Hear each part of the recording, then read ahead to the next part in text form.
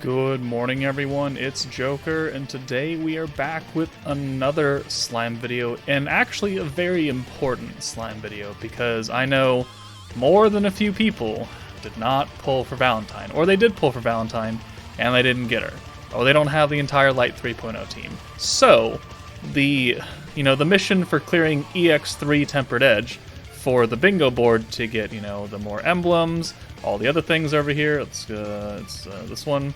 So this one right here, clear Tempered Edge EX3. You're going to get locked out from getting this ticket and these 10 emblems because you just simply can't do it with the light team because, there's not a whole lot of other options to do it, and you have to stun in order to take advantage of all the stacks of Shuna. However, shout out to X Dream Game Channel for posting this video of their run in EX3 Tempered Edge using a very interesting team. This team right here. So we've got Watermelon, and then Watermelon for stacking. We've got Mirren for the heals, and also the physical resistance up defense that you get, which Veldora is punching you in the face. Soka is here for her orb changing. Rimuru is here for his orb changing. Water Rimuru Harmonizer is here for his healing and his ult denial, which is very important. And also very important that every time you use his heal card, he buffs the damage your blues do by 5%, which is a separate stack from what Milim is doing. So it's 5% plus 10% plus 5 plus 10 plus 5 plus 10. And ideally, you're sending, only hands of 5, because then you also have Water Shuna as your primary DPS, who is also an orb changer. So you have orange to blue, green to blue, special convert, you've got his orb steal, you've got continuous heal and physical resistance up, you've got ult denial and more healing. This is a very long, drawn out team. However, he did do it, or they did do it, in what looks to be about 48 turns, and I think he has everyone alive as well. He's got 417% water attack on Shuna, so definitely has gone for quite a while. So, shout out to, again, X8X Dream Game Channel for posting this vid, and then my people in my Discord for linking it. So I figured, let's give it a shot. So, let's go over here, and we'll just put this up right here. So, we're going to replicate that team. Now, my team is a little bit better overall than his, because I've got 100 units, I've got, maybe better gear, I don't know, his video didn't go into that, but we've got, Watermelon, Mirren attached to Earthmelon, we've got Soka attached to Gazel, we got Water Rimuru, who does not have a type advantage, but, my Dark Milim has maxed out gear. 100 Rimuru, 100 Soe, 96 Shuna, 100 Hinata, 10,025 attack. So we're going to do pretty good here. I have seen a mishmash of the Dark team also attempt this with, Veldora, Protector, Shinsha, King Rimuru, Princess Milim, someone else, and then Milim. Octogram Romorus for heals. I also saw that team. That, I think, is even more RNG, and I did try to do that, and I gave up pretty much, immediately, because I was like, no.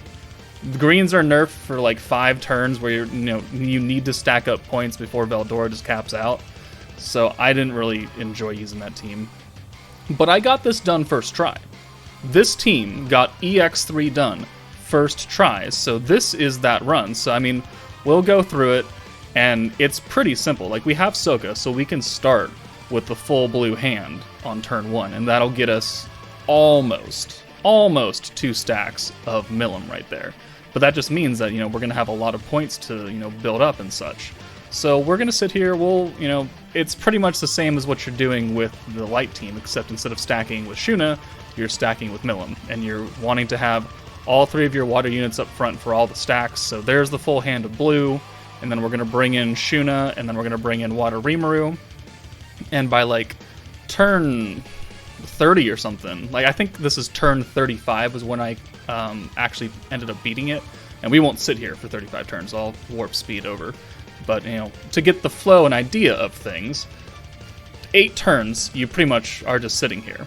And because Rimuru has the ult denial, and because this Veldora is not built like Conquest Ifrit, where he just ults and ults and ults and ults, and every single turn he has an ult. Once you deny his ult, he just sits there. And he has like almost full gauge. And he doesn't build up his own ult gauge until he's ready to nuke the next time. And then by then you'll have more points and you just deny it again. And so it saves you like 3 or 4 turns in between ults, and it means that you just will never get ulted, which saves a crap ton of damage. So here we go, turn 2, we've got another full hand of blues, 117 points, double protection, so that's 3 stacks of Milim now. And I mean, that's pretty much what you do. If someone gets low, you can heal with Harmonize or Rimuru, get the stacks on. This hand doesn't look all the best in the world, but remember we do have Soka in the back as well for special convert. So right here, we could probably use Soka and then probably Shuna's Orb Change, I think is what I do. Because as long as you get the stacks, you don't have to keep doing damage with water units like all the time, but we end up doing it anyways. So actually, I think that was all Rimurus. Never mind. So that took care of. Well, maybe no. We used everything. Never mind. I lied. But still, on turn 3, another full hand of blues. Just run it like you would normally, except you're not bringing Hinata. You're not bringing Xion. You're just bringing people that will keep you alive and reduce the amount of damage you take. So another stack of Milim. Over and over and over. We'll hit a turn where he's going to ult, and we'll deny it. So we can, proof of concept that he just doesn't ult again until the next, 4 turns away or something. So the ults you really don't want to hang on to, obviously, because you're going to be here for a while. 35 turns is what I did with a pretty good team. If your team doesn't have as many dupes, it's going to take longer than that. But get rid of the ults as much as you can. You're just trying to do damage over time because he's going to heal 25-30%, right? So you've got to do enough damage to offset that every time he does it, so his total HP remaining just continuously goes down and down, down and down and down until a 6 hand of blues and an ult that's boosted from Shuna can, wipe him out. Because by, turn 30-something, my Shuna on a 200% orb was doing like 50k. Type neutral with no attack buff, it's just 50k, because we've been stacking with the heal from Water Rimuru, we've been stacking with Milim, and it's just been going well. So there we go. He's, he was ready to ult, we denied it, so he's just left with that little piece of ult gauge remaining, and then we're going to move on to the next turn, and he just doesn't gain any more ult gauge. So this works out really, really well. So 11.3k on the 200% orb. He attacks us, and he just sits there with, almost full ult gauge for another couple of turns. And then we just keep on chugging along, using both of our orb changes. If there are times, because I have attempted this a few more times, I tried to do EX4 and EX5. They didn't work quite as well, because he, his physical nerfs and his dark nerfs really start to hit hard. Counterattacks are something you really, really need to avoid, especially after he's, stacked up a few of those debuffs on you. Sorry, Discord came up. So, I mean, the possibility of getting unlucky does exist. He could counterattack twice in a turn, he could focus all 4 hits on a unit that's been debuffed a lot, and they could die. And I just got lucky this run. But if things work out, he'll spread damage. You've still got Mirren in the back who can give you that 3-turn continuous heal that can, give back some of the damage he's done to you, and also give you a little bit extra physical defense. So we're on turn 7 right now.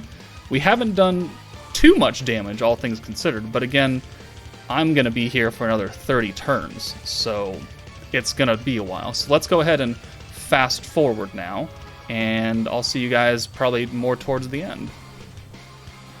Okay, we're back on turn 34. He is almost dead, right? He's very, very close. I did misplay leading up to this, so Harmonizer Rimuru is unfortunately not with us anymore, because I used a whole bunch of orb changes and realized I didn't have enough points for his ult denial, and so he took an ult, and he didn't do so well. But, I mean, look at this. We're doing a lot of damage. 34k a hit, and then the 200% orb does 50k, 70k right there.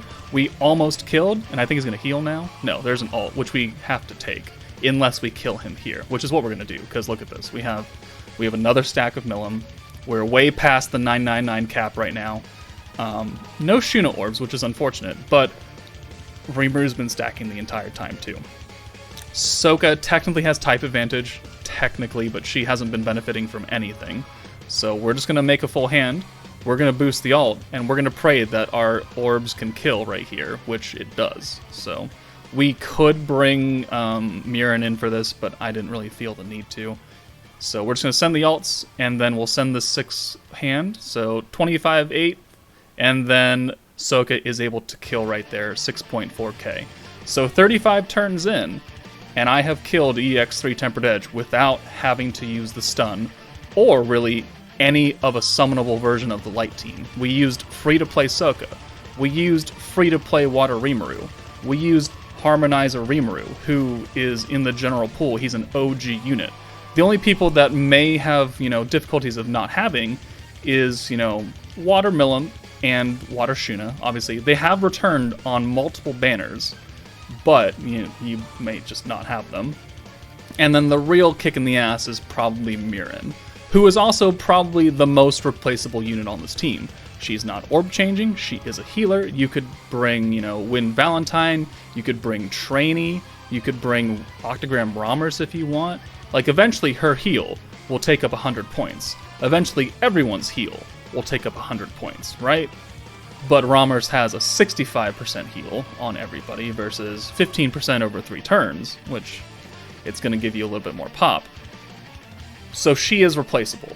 But overall, this team can do it, and it's not a very pay-to-win team. You do need specific units, yeah, but at the end of the day, it's it's more accessible than summoning for Light 3.0 in its entirety, and it's more accessible than trying to use a full 100 Dark team. Because even I couldn't do that. I've got Milim and I've got Rimuru 100, but my Shinsha's 80, my Dark Octogram Bal is 84, my Veldora is 92, and that team requires too much RNG for me to be comfortable with. Because it was... do I still have it up? Yeah, it was this team. It was Veldora, Hinata to seal the crit, Rammers for the heal, Milim, Rimuru, and Shinsha. You only have one orb changer on this team. So, I mean, if you want to sit there, you can attempt this team if your team looks better than mine. You can do it. But honestly, it's going to be just much less of a headache trying to use this team. And sure, you get unlucky, but, this is proof of concept. There's, I'll link the guy's channel down below this video. Proof of concept, this team can do it. Please try it out if you've been having trouble, if you didn't summon for Light 3.0. But let me know if this actually helped you clear it, because I want to know how many people were struggling up until now that can now at least have a modicum of hope against EX3. But that's it for me, guys. Take it easy, good luck, and I'll see you later.